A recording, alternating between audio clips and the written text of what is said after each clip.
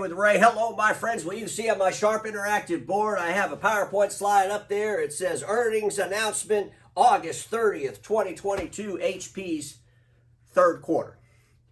Folks, it's a bloodbath. Actually, I got a picture of a bathtub with a bunch of blood in it, and I'm saying, is HP starting a bloodbath? I believe they are. Over the last 2 years, probably 2+ years, every quarter when I share my thoughts on HP's numbers, I've been extremely bearish. I've been telling the whole world that one day that print business is going to fall off a damn cliff and HP's going to have nothing. I've been screaming to the whole world, I can't believe these people are buying back billions and billions of dollars in their own stock. When in all reality, the amount of money they paid for all that stock over these years, well, today it's not worth much more. And the bottom line is, HP, they should have been investing in a future without print. And instead, they were buying back their stock so they could increase the stock value, so they could probably all get some nice, well, let's just call it stock options, make some money, hope everything worked out until they all retired. That's just my opinion. But when you look at the activities going on over there at HP, you would think, is anybody really thinking about this company in the future without print?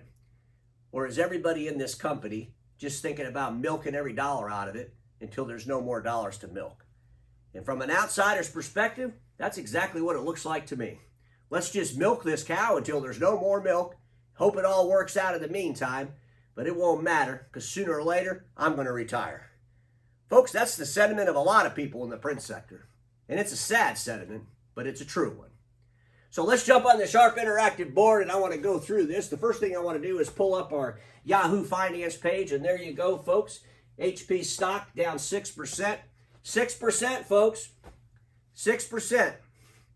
And the reason is the investment community, they might be waking up. They're finally waking up. Wait a second. All the hype and all the rhetoric and all the noise, it's not really paying off. They're starting to think to themselves, what will happen when print falls off a cliff over there at HP? Can they really live in a business without print? Without print supplies? I'm hoping the shareholders are finally asking that question, because I've been asking it for a hell of a long time. Let's keep going, folks. So let me just pull up the first slide. And these slides, by the way, are on HP's website, third quarter results presentation. I put my own messages on these slides as we go through them. And folks, this is what I'm going to tell HP. You got the key growth area slide. I'm going to tell you right now, it's time to share the numbers. Nobody gives a crap about words on a page. I mean, what is this? We're going to share the details of our business with words instead of figures. The world wants the figures. They want the math. They don't want the words. The world wants the figures. They want the math. They don't want the words. We're sick of hearing the words. We're sick of hearing about subscriptions. And how you're selling millions and millions of subscriptions, but yet if you look at your supply revenue, it's been flat forever. It's declining, and at the end of the day, is the subscriptions even paying off? I've been screaming about subscriptions for a long time. What are the damn numbers? How many do you have? How many have you lost? What's the average revenue? What's the average volume from the people using the subscriptions? Folks, these are details that shareholders must know.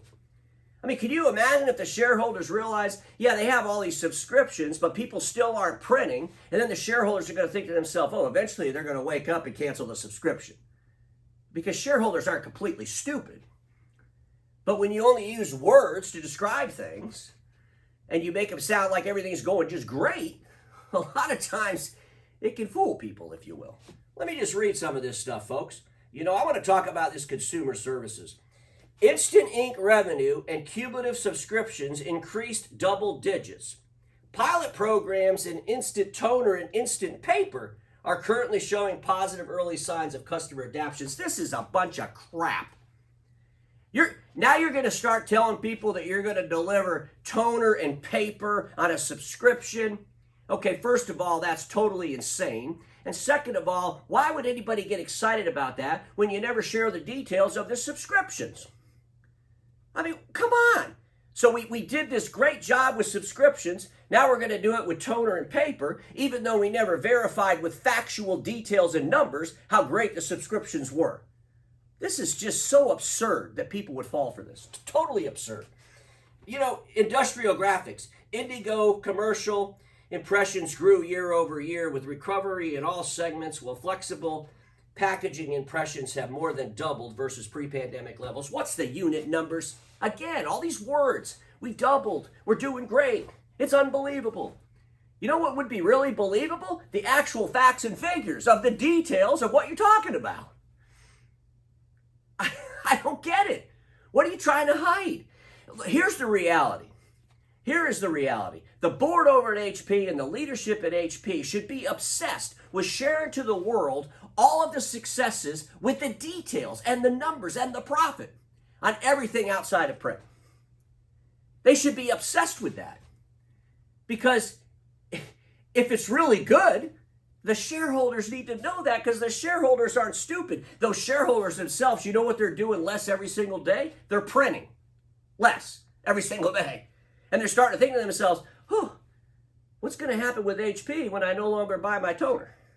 When I no longer buy my ink? I mean, it's kind of like those Kodak shareholders were thinking.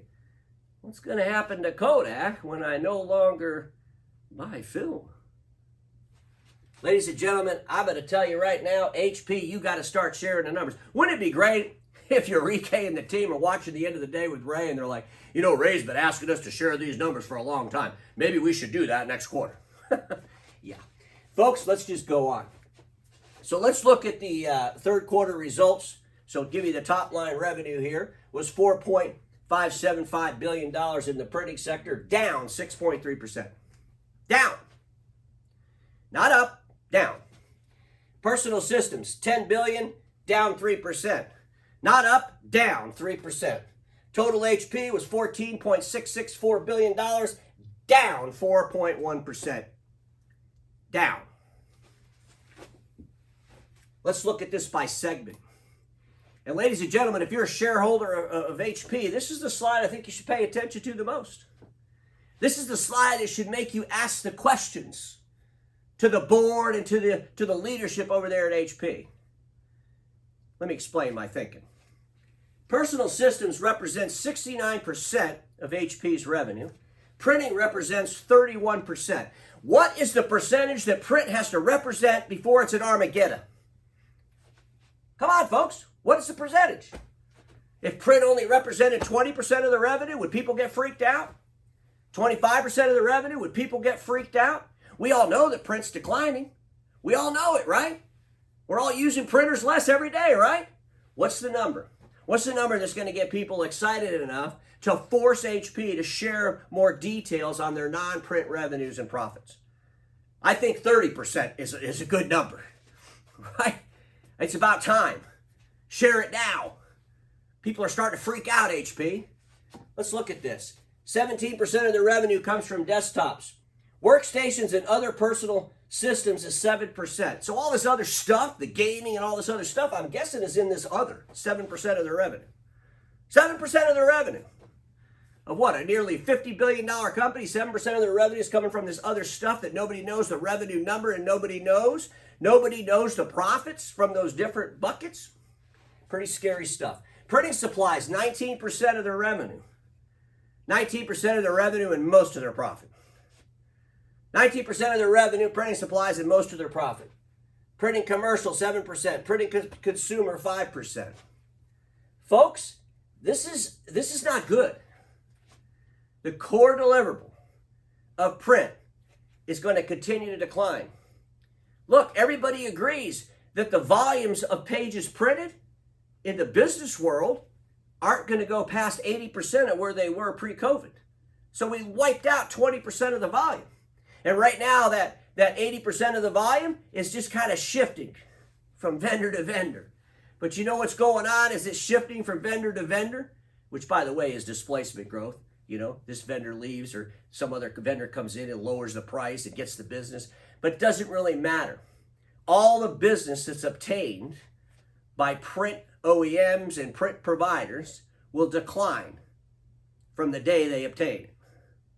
All print obtained, whether you're a dealer, whether you're an OEM, it doesn't really matter. Whatever you obtain in print business, it's going to decline every single day until the decline is so damn low that it completely disrupts the industry to a point unrecognizable, and that disruption is right around the corner. So I think we need to ask the question, because here's the reality: HP is not going to grow that personal business. I mean, how much more can they grow it? And when I show you the numbers of what they've done over the last couple of years, you're going to see have they hit their peak? I'm just asking some questions. Let's go over here and look at revenue. And folks, this chart here, I got the roller coaster. You know when you go on the roller coaster and you go over that last big hill and there's no more hills to go up? You kind of pull into the station and you're done. I believe HP is heading over the last big hill. I mean, look at this. We go back from third quarter of 2020. And folks, this is the revenue line, the dark purple. And look at it, it went up there in 2021. And we know why it went up. The revenue grew a lot.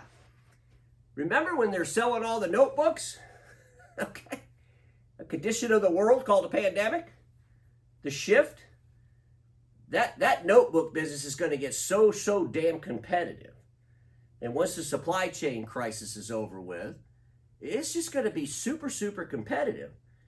And it's going to be really hard, in my opinion, for HP to make really good money selling notebooks when they have all these huge costs around a declining print deliverable and all these other things they're doing that they don't share any of the numbers or the profit with, when you got people out there that are really proficient at selling notebooks. Like, you know, Dell and Lenovo is two great examples. You know, Dynabook, another player in the space. So at the end of the day, folks, you know, you can't put the whole business on notebooks, and that's kind of what happened back there in 2021. But look at this. Boom! It's like the roller coaster right off the cliff. Okay? 14.7 for this quarter. You know, quarter 3 in 2020, it was 14.3. So they're just a little bit above where they were quarter 3 in 2020. That's not telling you they're growing, right? It's telling you they're flat at best. Let's look at the personal systems, and I wanted to go back. Let's look at this company from 6 months. So quarter 2 and quarter 3. And we're going to start out here with the personal systems. Total units down in quarter 2 were 17%. Total units down 17% in quarter 2. Quarter 3, the quarter they just posted here, total units down 25%. So last quarter, over the last 6 months, okay, the quarter before this one, we're down total units of 17%. Now we're down total units of 25%. That's not growth. That's not growth.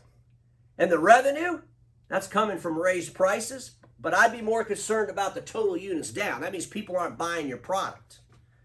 That could be a problem, especially when print falls off the cliff. So this is something to pay attention to and pay attention to big time. Let's look at printing. Second quarter.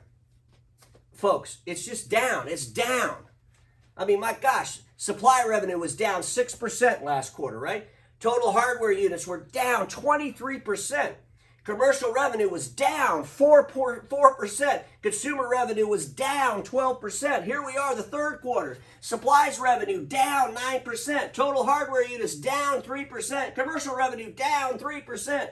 Consumer revenue up 1%. Call it flat. Growth? Are we starting to think in our minds, shareholders, that there could be a problem with the printing business?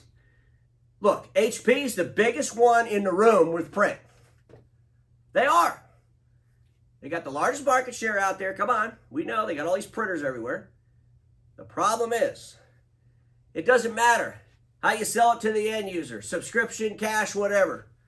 It doesn't matter, you know, how you force them to buy ink with firmware updates. What matters is if those end users print. Has the end user's desired outcome changed regarding a sheet of paper in front of their eyes? Are they getting more and more comfortable reading and consuming information behind glass? Yes, they are. And that's the biggest threat to HP, folks. It's a terrible, terrible threat to these people. Let's look at this one. This is kind of a scary slide. Select cash and debt balances. Folks, let's just look at this. This is kind of a bizarre thing, okay? So, third quarter of 2021, the gross cash was $3.4 billion. The gross debt was $7.2 billion. Okay? So here we are a year later, you know, quarter 3 of this year. We got $5.4 billion in gross cash, and the gross debt is $11.1 billion. Increase. Look at this. That's a $3.9 billion increase in debt. Debt, $11 billion in debt. $11 billion. So maybe it's not so making much sense anymore to keep buying back your shares. Maybe you should be buying down your debt. Just something to think about, folks. Here's something else I noticed. It's taking them longer to pay bills. Folks, this is a reality. Why?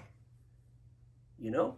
I mean, at that Amplify meeting, one of the things when they were talking about the supply chain, you know, all the worthless conversations around supply chain, I think it was Enrique Loris was talking about how they, you know, enhanced their ERP systems, and they got rid of all these they had like a hodgepodge of ERPs, and they got them all together on one, and you think they'd be able to pay their bills faster, but it's taking them longer to pay their bills. Their inventory on hand is sticking around longer.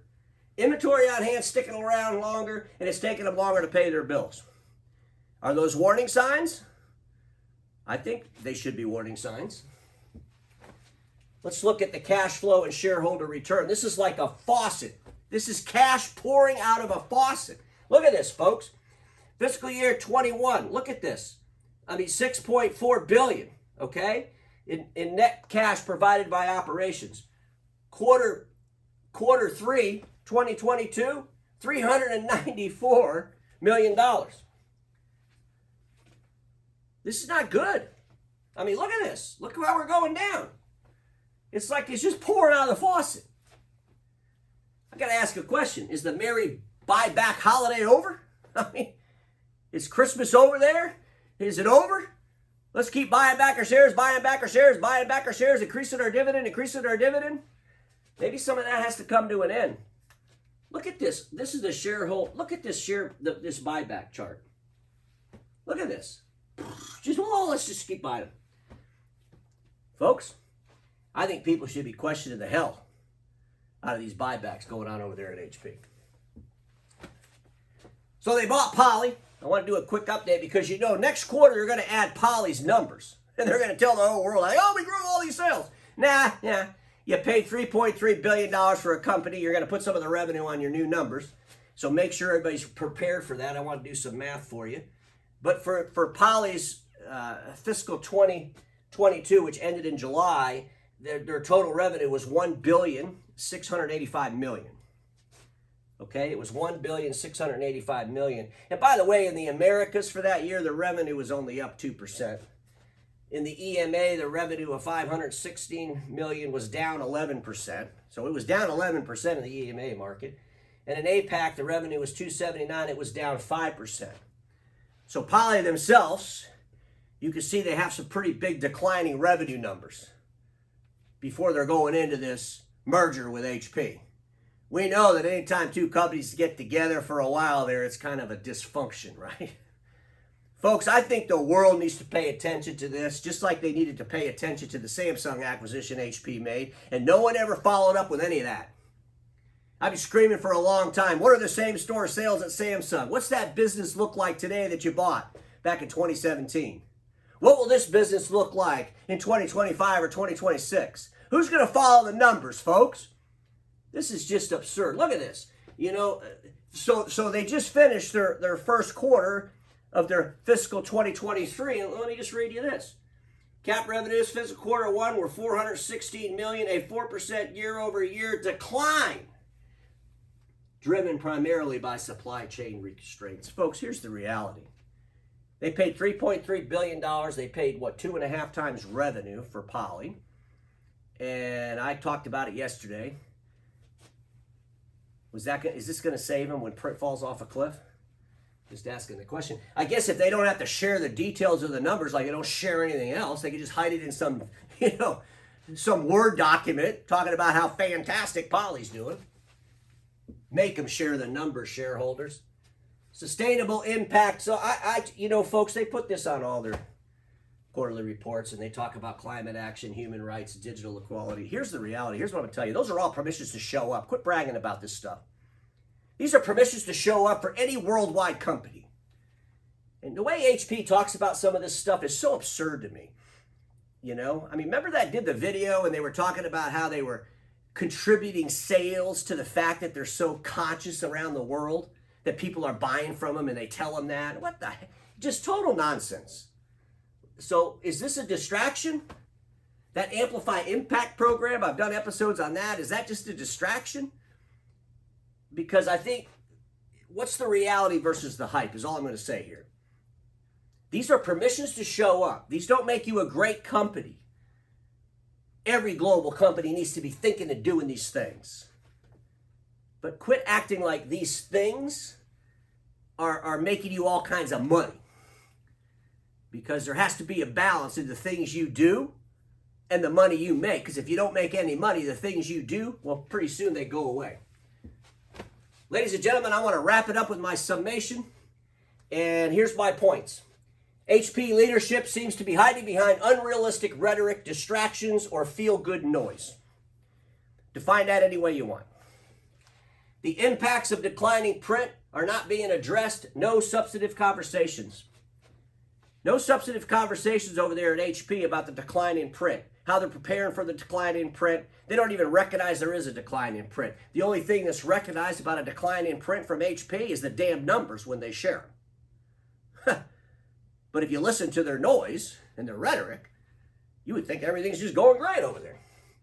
The lack of details on non-print related products is worrisome. What will the details say?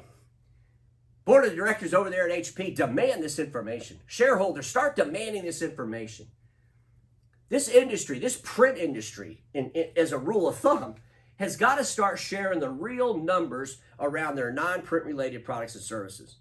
The world needs to know those numbers so they can feel good about a sustainability of the business.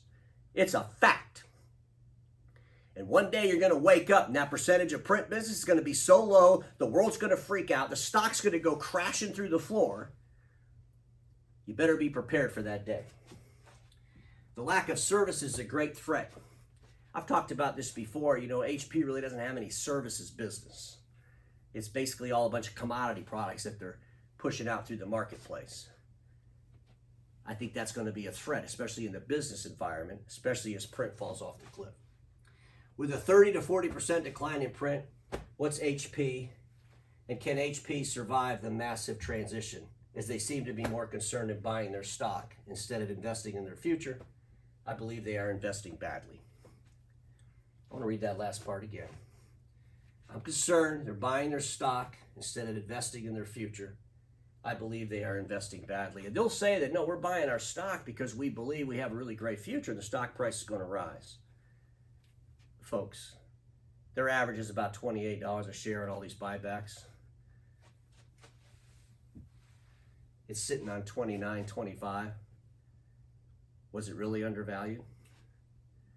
The bottom line is, the only way that that stock's going to get up there, the only way that HP as a company is gonna realize a greatness or a continuous relevance is if they start paying attention to what they are without print. And when they pay attention to what they are without print, they need to share those details with the world who invest in them. Just some things to think about, my friends, because we all know this: status quo is the killer of all that'll be invented. Don't get stuck in status quo, and I'll see you all tomorrow.